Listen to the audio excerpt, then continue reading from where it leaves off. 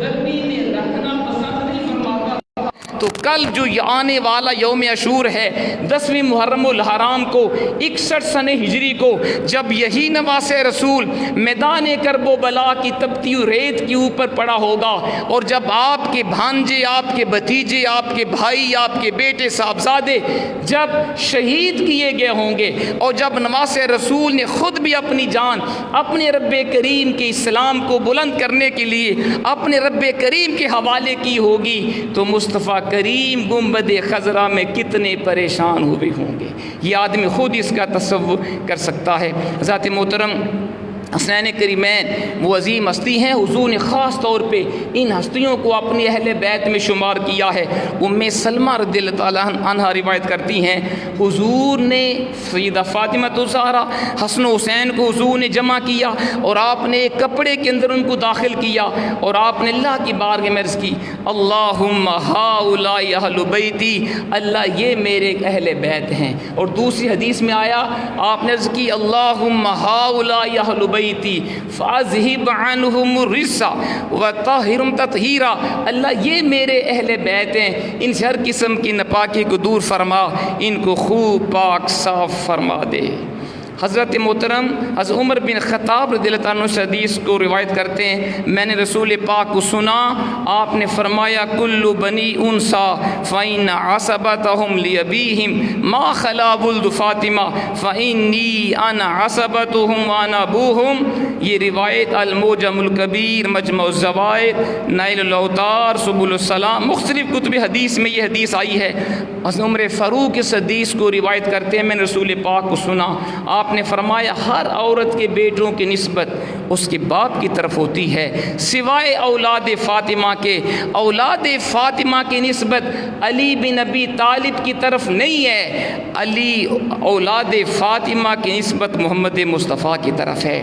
آپ نے فرمایا، میں ان کا عصبہ ہوں، میں ان کا نسب ہوں حسنین کریمین کا، اور میں ان کا باپ ہوں. اور یہ اس سے پتہ چلا اللہ نے اپنے حبیب کو یہ خصوصیت دی ہے کہ وہ اولاد جو مولا علی شیر خدا سیدہ فاطمہ الزہرا سے پیدا ہوئی، عرب کے اصول کے مطابق ان کو اولاد علی، اولاد ابی طالب شمار ہونا چاہیے تھا، لیکن اللہ کے حبیب کی خصوصیت ہے کہ اولاد فاطمہ علی اولاد مصطفیٰ شمار ہوتی ہے، اہل بیت رسول شمار ہوتی ہے، آل پاک رسول میں ان کا شمار ہوتا ہے. یہ ان کی خصوصیت ہے. ذات محترم سنتے جائیے، احادیث بڑی بڑی ہیں، میں بس چیدہ حدیث آپ کے سامنے عرض کر رہا ہوں. حضرت عبداللہ بن عمر رضی اللہ تعالی عنہما سے کسی نے یہ مسئلہ پوچھا تھا کہ جی ہمیں بتائیں، احرام کی حالت میں مکھی مارنے کے بارے حکم کیا ہے؟ کیا احرام باندھنے والا شخص احرام کی حالت میں مکھی یا مچھر کو مار سکتا ہے؟ تو آپ نے فرمایا سنو، اور وہ سوال کرنے والا عراق میں سے تھا، اہل عراق تھا. تو آپ نے فرمایا دیکھو اہل عراق مکھی مچھر کو مارنے کا مسئلہ پوچھ رہے ہیں، ان بدبختوں کو اس وقت ہوش نہیں آئی جب انہوں نے نواس رسول کو شہید کیا ہے. نواس رسول کو شہید کرتے وقت یہ مسئلہ نہیں پوچھا ہمیں اہل بیت کے ساتھ کیسا سلوک کرنا چاہیے، حالانکہ حضور نے فرمایا تھا ہما ریحانتای من الدنیا، حسن و حسین میرے دو دنیا کے پھول ہیں، حسن و حسین میرے دنیا کے دو پھول ہیں. ذات محترم اور حدیث یہ بھی بتاتی ہیں کہ اللہ کے پیارے حبیب حسنین کریمین سے حضور کو بڑی محبت تھی. ابو ایوب انصاری اس حدیث کو روایت کرتے ہیں، میں رسول پاک کی بارگاہ میں حاضر ہوا، حسنین کریمین حضور کے سامنے کھیل رہے تھے یا حضور کی گود میں کھیل رہے تھے. تو میں نے پوچھا حضور اتحبہما، کہ آپ حسن و حسین سے محبت کرتے ہیں؟ تو حضور نے فرمایا وَكَيْفَ لَا أُحِبُّهُمَا وَهُمَا رَيْحَانَتَيْ مِنَ الدُّنْيَا شُمُّهُمَا. اے ابو ایوب انصاری، میں حسن و حسین سے محبت کیوں نہ کروں؟ یہ تو دنیا کے میرے دو پھول ہیں، یہ دنیا کے میرے دو پھول ہیں جن کو میں سونگتا ہوں.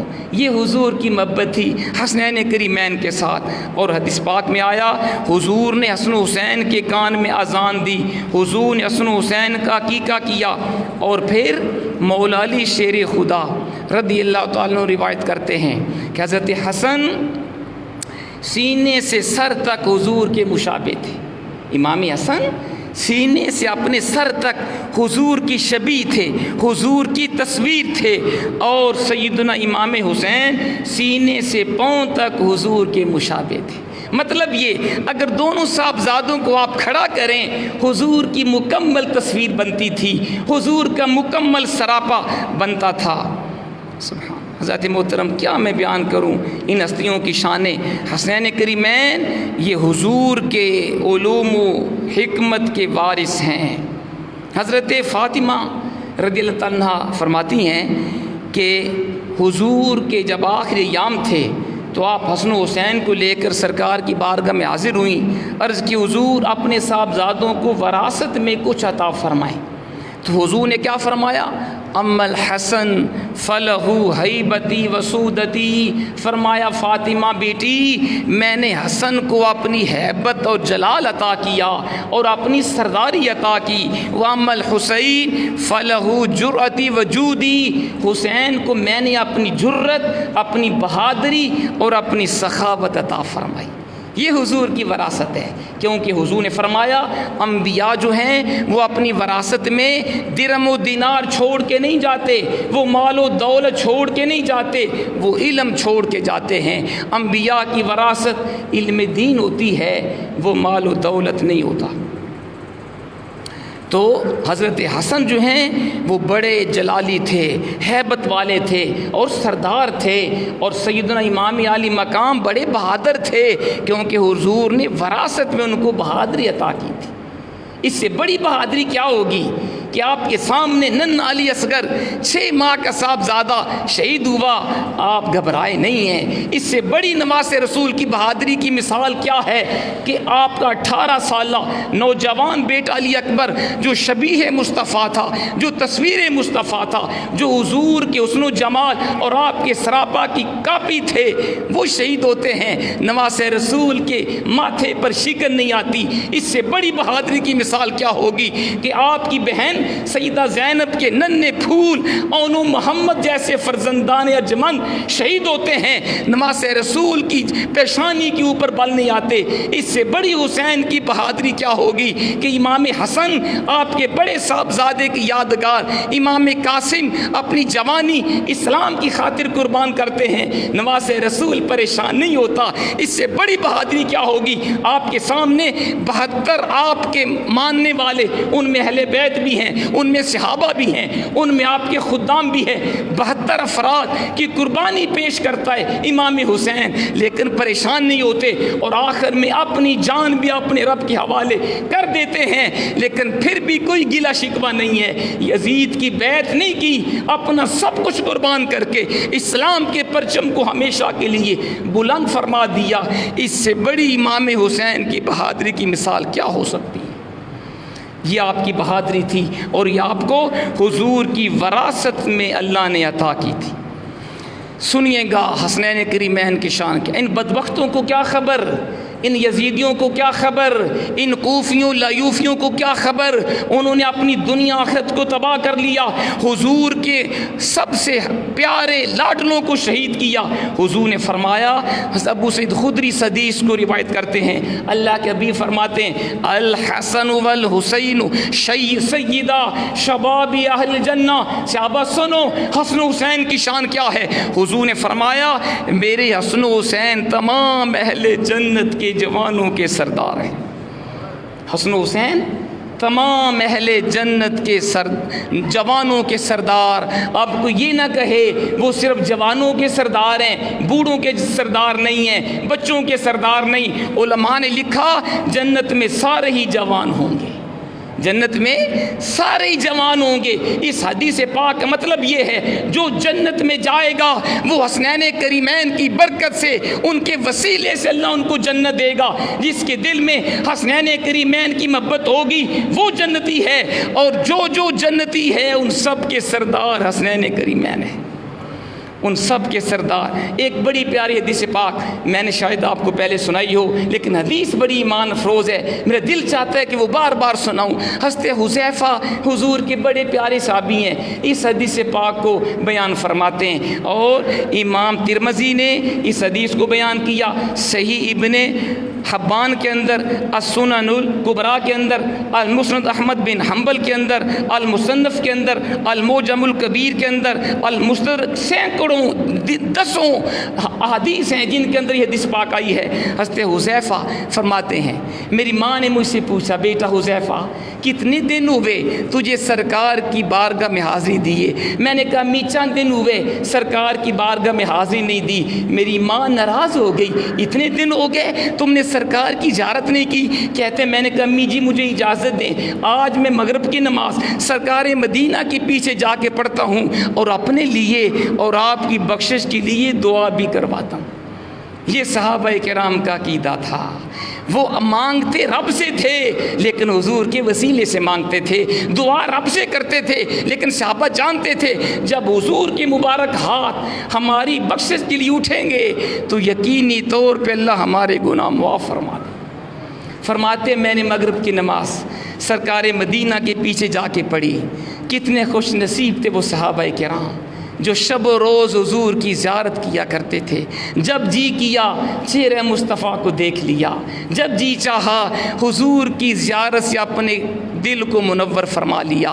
کہتے مغرب کی نماز حضور کے پیچھے پڑھی، حضور نماز سے فارغ ہوئے، میں بیٹھا ہوا تھا، اللہ کے حبیب سے موقع ملے عرض کروں، حضور نوافل میں مصروف ہو گئے، عشاء تک حضور اللہ کی یاد میں رہے، لوگ چلے گئے، اب میں بیٹھا ہوا ہوں، عشاء کی نماز کا وقت ہوا، بلال نے اذان دی، حضور نے جماعت کروائی، میں نے عشاء کی نماز بھی اللہ کے حبیب کے پیچھے پڑھی. اب عشاء کی نماز سے فارغ ہو کر حضور اپنے گھر کی طرف چلے. حذیفہ کہتے ہیں میں بھی حضور کے پیچھے چلا، موقع ملے سرکار سے عرض کروں. یہ صحابہ کا ادب تھا، حضور کو آواز نہیں دیتے تھے، ادباً عرض کیا کرتے تھے. کہتے حضور نے میرے پاؤں کی آواز کو سنا تو آپ نے فرمایا، حضور نے مجھ سے پوچھا من ھذا، حذیفہ یہ کون ہے؟ حذیفہ ہے میرے بغیر بتائے، مجھے بغیر پلٹ کے دیکھے حضور پہچان گئے یہ میرا غلام حذیفہ ہوگا. فرمایا کون ہے؟ حذیفہ ہے. میں نے کہا نعم یا رسول اللہ. حضور میرے ماں باپ پہ قربان ہو جائیں،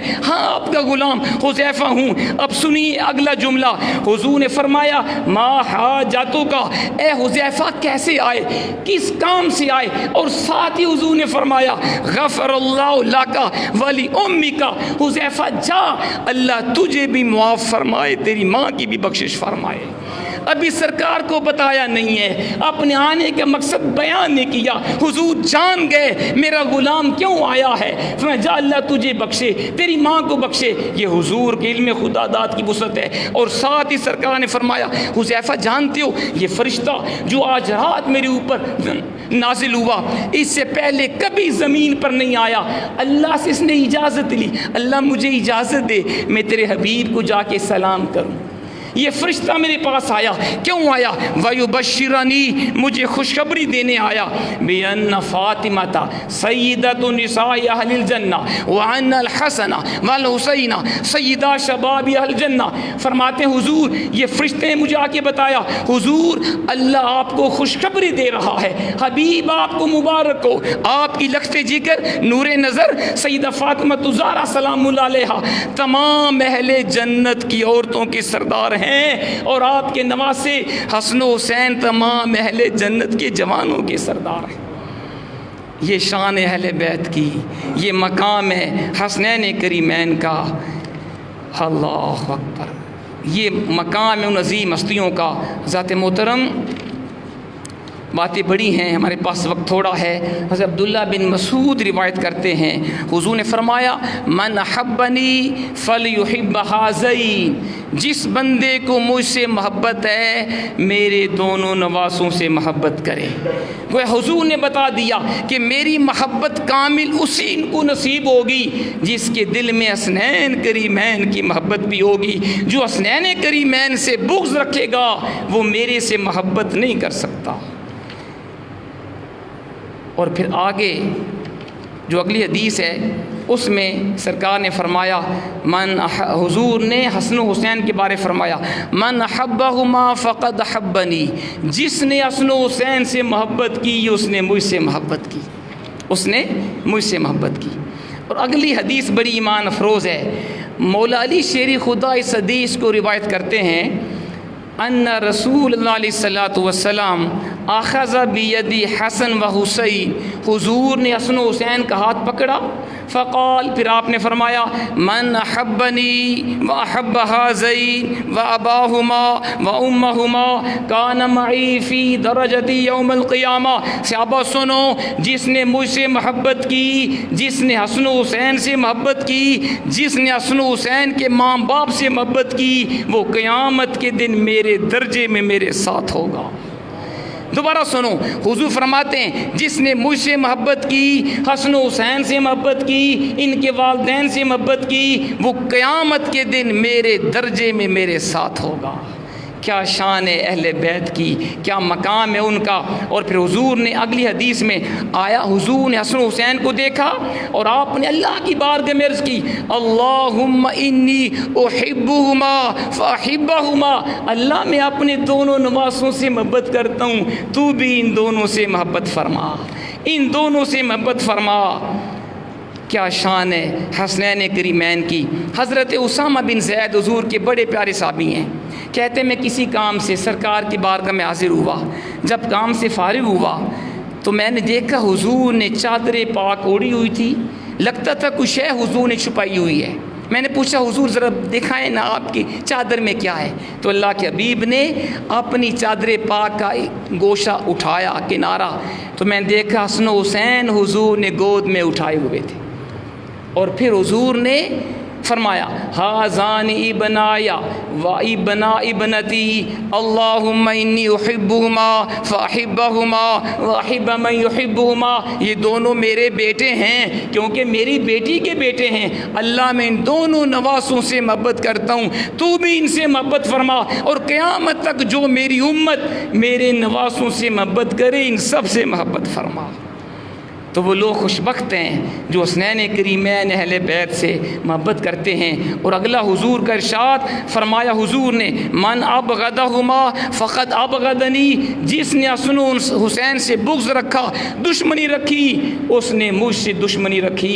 ومن ابغضہما فقد ابغضہ اللہ، بلکہ پہلا حضور کا جو ارشاد پوری حدیث ایسے ہے من احبہما احبنی، جس نے حسن و حسین سے محبت کی اس نے مجھ سے محبت کی، ومن احبنی احبہ اللہ، جس نے مجھ سے محبت کی اس سے اللہ نے محبت کی، ومن احبہ اللہ ادخلہ الجنہ، اور جس سے اللہ نے محبت کی اللہ اسے جنت میں داخل فرمائے گا۔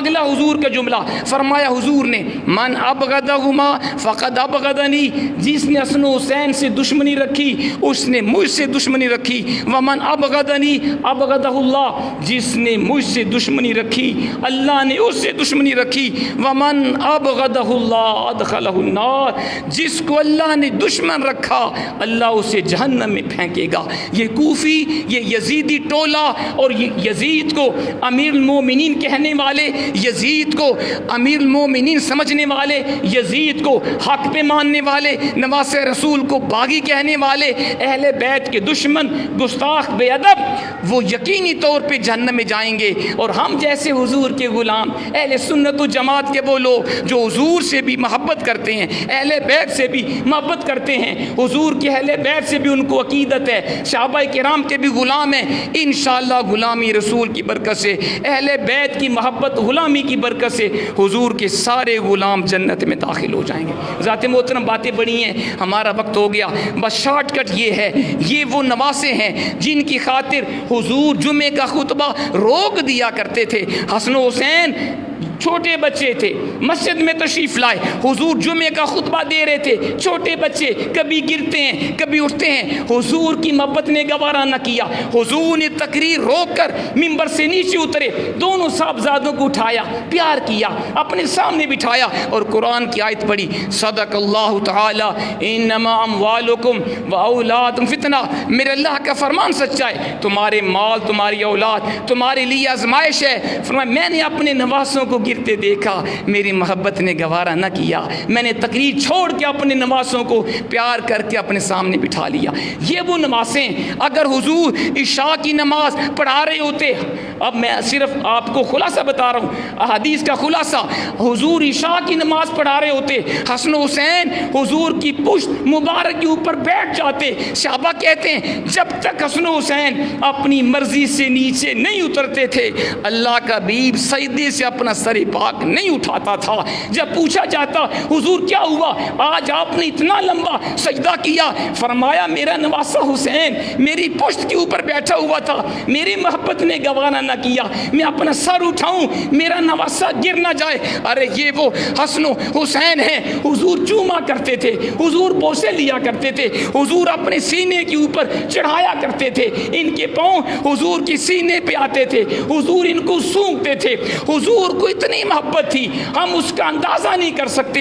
یہ وہ حسن و حسین ہے، حضور اپنے کندھوں پہ بٹھاتے، ایک کندھے پر امام حسن کو سوار کرتے، دوسرے کندھے پر حسین کو بٹھاتے، سیدنا عمر فاروق دیکھتے کہتے نعم المرکب، اے حسین تیری شان پہ قربان جاؤں، تجھے رب نے کتنی خوبصورت سواری دی ہے، اللہ کا حبیب حسن و حسین تمہاری سواری بنا ہوا ہے۔ حضور سنتے فرماتے عمر سواری کو دیکھا سواروں کو نہیں دیکھا، ذرا سواروں کو بھی دیکھو، ونعم الفارسان یہ سوار کتنے پیارے ہیں، اگر سواری کی مثال نہیں ملتی حسن و حسین سواروں کی مثال بھی دنیا پیش نہیں کر سکتی۔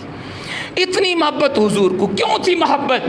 حضور جانتے تھے کہ میرے نواسوں کے اوپر مشکل امتحان بھی آنا ہے، میرے نواسے حسین نے اسلام کی سربلندی کے لیے اپنا ننھا علی اصغر بھی قربان کروانا ہے، اپنا جوان سال بیٹا علی اکبر کی قربانی دینی ہے، اور نواسے رسول نے ثابت کیا، دنیا کو بتایا میرے نانا جان کی مجھ سے محبت بلا وجہ نہ تھی، میں اس قابل تھا، مجھ سے اتنی محبت کی جاتی۔ آپ نے کل کے دن عاشورہ کے دن دین اسلام کی سربلندی کے لیے ننھا علی اصغر بھی قربان کروا دیا، جوان سالہ بیٹا علی اکبر کو شہید کروایا، اپنے بھانجے اور محمد کی قربانی پیش کی، اپنے بھتیجے قاسم اور دیگر اعزا و اقارب مصعب بن عقیل ان کے صاحبزادے، آپ نے 72 تن قربان کروائے اور اپنی جان بھی اپنے رب کے حوالے کر دی، اور دنیا کو یہ پیغام دیا اگر میرا نانا مجھ سے اتنی محبت کرتا تھا تو حسین بھی اس کے اپنے نانے کے دین کے لیے سب کچھ قربان کر رہا ہے۔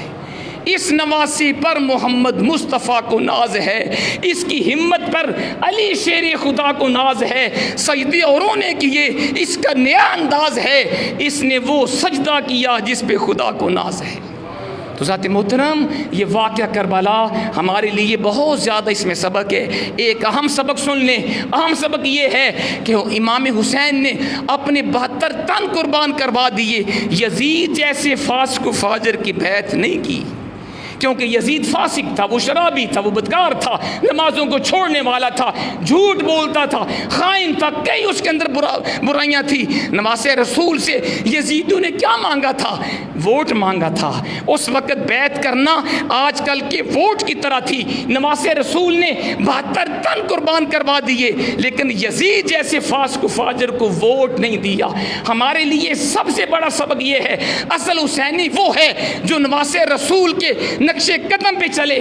اگر ظالم و جابر حکمران بن جائیں جو امریکہ کے غلام ہوں، جو حضور کی اہل بیت کے بھی بے ادب ہوں، جو ناموس رسالت کے غدار ہوں، اگر ایسے حاکم بیٹھ جائیں جو فرانس کا بدبخت ملعون کیمرون جس نے ہمارے آقا کے گستاخانہ خاکے چھاپے، ہمارا وزیر اعظم اس کو جا کے ملے، ملاقات کرے، اس وزیر سے، اس حکومت سے، اس سیاستدان سے ہمارا کوئی تعلق نہیں ہے جو اہل بیت کا بے ادب ہے، نواسے رسول کے حضور کی عزت و ناموس کے غداروں سے دوستیاں بناتے ہیں، اور حضور کی عزت و ناموس کے پہرے داروں کو، حضور کی عزت و ناموس کا تحفظ کرنے والوں کو سزائیں دیتے ہیں، شہید کرتے ہیں، علماء کو، سادات کرام کو جیلوں میں ڈالتے ہیں، وہ کسی پارٹی کا لیڈر ہو، ہمارا اس سے کوئی تعلق نہیں ہے۔ حسینیت یہ ہے، حسین کا پیغام یہ ہے کہ ووٹ اس کو دو جو دین کو جانتا ہے، ووٹ اس کو دو جو دیانتدار ہے، ووٹ اس کو دو جو امانت دار ہے، ووٹ اس کو دو جو نواس رسول اہل بیت سے محبت کرنے والا ہے، حضور کی عزت و ناموس کے اوپر پہرا دینے والا ہے، اسلام کی سربلندی کے لیے اپنا سب کچھ قربان کرنے والا ہے۔ اگر تم اچھے لوگوں کو ووٹ دو گے، تم حسینی ہو، حسین تم سے خوش ہوں گے، اللہ کے حبیب تم سے خوش ہوں گے۔ اگر تم نے ووٹ دیا، اس نے ہماری گلی بنائی تھی، ہماری سڑک پکی کی تھی، ہمیں تھانے سے چھڑوایا تھا، بے شک چور ہے، بے شک بدیانت ہے، بے شک ڈاکو ہے، ہم اس کو ووٹ دیں گے کیونکہ ہماری پارٹی کا ہے۔ یہ حسینیت نہیں ہے، یہ یزیدیت ہے۔ حسینیت یہ ہے حق کے اوپر ڈٹ جاؤ، جو بندہ سچا ہے اس کے ساتھ چلو، جو درست بات کہے اس کی بات کو مانو، جو غلط کہے اس کے خلاف اعلان جنگ کرو۔ یہ حسینیت ہے، یہ سب سے بڑا امام علی مقام کا کردار ہے۔ ساتھ محترم ہمارا وقت ہو گیا، لیکن آخر میں یہ بتانا ضروری ہے، کل کا دن بڑا اہم ہے، کل کا دن یوم عاشور ہے۔ کل کے دن ہمیں کیا کرنا چاہیے؟ جلدی سے سن لیں، کون سے کام ایسے ہیں جو 10ویں محرم کو کرنے باعث ثواب ہیں، اور کون سے کام ایسے ہیں جن کو کرنا گناہ ہے۔ نمبر 1، 10ویں محرم کے دن یتیم کے سر پہ ہاتھ پھیرنا باعث ثواب ہے۔ حدیث میں آیا جو یتیم کے سر پہ ہاتھ پھیرے گا، جتنے بال اس کے نیچے آئیں گے اللہ اتنے درجے اس کے جنت میں بلند فرمائے گا۔ تو کوشش کریں کل کے دن خاص طور پہ یتیموں کو تلاش کریں، غریبوں کو تلاش کریں، ان کے ساتھ اچھا سلوک کریں۔ دوسرا کام جو کل کے دن ہمیں کرنا چاہیے وہ غسل کرنا ہے۔ روایت میں آیا جو 10ویں محرم کے دن غسل کرے گا اسے سوائے مرض الموت کے کوئی بیماری لاحق نہیں ہوگی۔ تیسرا عمل جو 10ویں محرم کو کرنا چاہیے وہ گناہوں سے توبہ کرنا ہے۔ جو سچی توبہ کرے گا اللہ اس کے گناہ معاف فرما دے گا۔ چوتھا عمل 10ویں کے دن آنکھوں میں سرما ڈالنا، یہ باعث ثواب ہے، لیکن یہ ذہن میں رہے علماء نے لکھا یہ سرما ڈالنا حدیث پر عمل کی نیت سے ہو، نواز رسول کی شہادت کی خوشی میں نہ ہو، یہ بھی نیت آپ کی اچھی ہو۔ پانچواں عمل اہل و عیال کے اوپر کھانے میں وسعت کرنا۔ حدیث میں آیا جو 10ویں محرم کو اہل خانہ کو اچھا کھانا کھلائے گا پورا سال اللہ اس کے اوپر وسعت فرمائے گا، اس کے اوپر غربت نہیں آئے گی۔ چھٹا کام بیمار کی بیمار پرسی کرنا۔ حدیث میں آیا جو 10ویں محرم کو کسی بیمار کی بیمار پرسی کرے گا وہ ایسے ہے جیسے اس نے لمحہ بھر بھی اولاد، اس نے اللہ کی نافرمانی نہیں کی۔ ایک اور کام 10ویں محرم کو لوگوں کو کھانا کھلائیں، دودھ پانی کی سبیل لگائیں۔ روایت میں آیا جس نے 10ویں محرم کو کسی کو پانی پلایا وہ ایسے ہے جیسے اس نے لمحہ بھر بھی خدا کی نافرمانی نہیں کی۔ آٹھواں عمل 10ویں محرم کو روزہ رکھیں۔ حضور نے فرمایا 10ویں محرم کا روزہ رکھا کرو، کیونکہ انبیاء بھی 10ویں کا روزہ رکھتے تھے اور حضور نے خود بھی 10ویں کا روزہ رکھا، صحابہ کو بھی حکم دیا، بلکہ حضور نے فرمایا مجھے اللہ کے اوپر امید ہے جو 10ویں محرم کا روزہ رکھے گا اللہ اس کے 1 سال کے گناہ مٹا دے گا۔ اور حضور نے فرمایا اگر میں آئندہ سال زندہ رہا میں نامی کا روزہ بھی رکھوں گا۔ ہم سمیت کم سے کم 2 روزے رکھنے چاہیے، نامی 10ویں کا روزہ یا 10ویں 11ویں کا روزہ۔ اور آخر میں جلدی سے سن لیں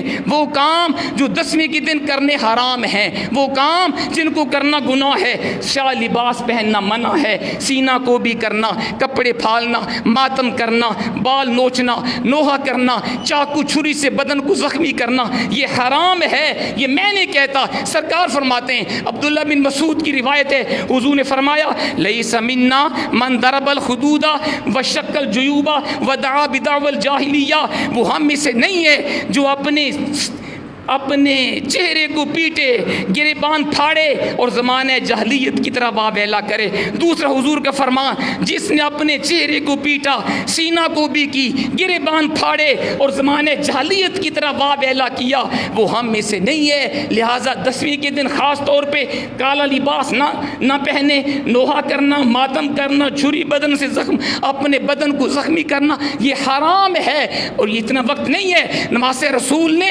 شہیدوں ہونے سے پہلے اپنی بہن سیدہ زینب کو امام حسین نے وصیت کی تھی، بہن سن، میرا امتحان ختم ہونے والا ہے، تمہارا امتحان شروع ہونے والا ہے۔ زینب بہن سن، میرے شہید ہونے کے بعد تم نے ماتم نہیں کرنا، تم نے نوحہ نہیں کرنا، اپنے چہرے کو نہیں پیٹنا، اپنے سینہ کو بھی نہیں کرنی، یہ انہوں نے اپنی بہن کو وصیت کی ہے۔ لہٰذا کسی اہل بیت نے ماتم نہیں کیا، کسی نے نوحہ نہیں پڑھا، کسی نے اپنے گریبان کو نہیں پھاڑا۔ یہ زمانے جاہلیت کی باتیں ہیں، اسلام کا اس سے کوئی تعلق نہیں ہے۔ جیسے یہ کام کرنے منع ہے، ان کام کرنے والوں کو دیکھنا بھی منع ہے۔ جیسے یہ کام کرنے حرام ہے، جو لوگ بھی یہ کام کریں ان کی مجالس میں مت جاؤ، ان کے پاس کھڑے ہو کے یہ ٹی وی کے اوپر ان کو مت دیکھو، یہ کام کرنا بھی حرام، ان کام کرنے والوں کو دیکھنا بھی حرام۔ اللہ ہمیں نماز رسول کی سیرت کے اوپر عمل کرنے کی توفیق عطا فرمائے۔